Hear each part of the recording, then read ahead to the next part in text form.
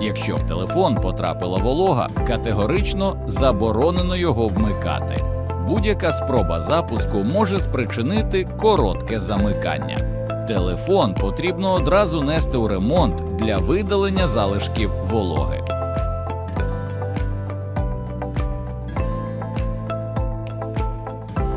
Не вмикаючи телефона, треба дістати сим-карту, дати воді вийти через отвір для сім, загорнути в суху тканину або серветку і якнайшвидше нести до ремонту.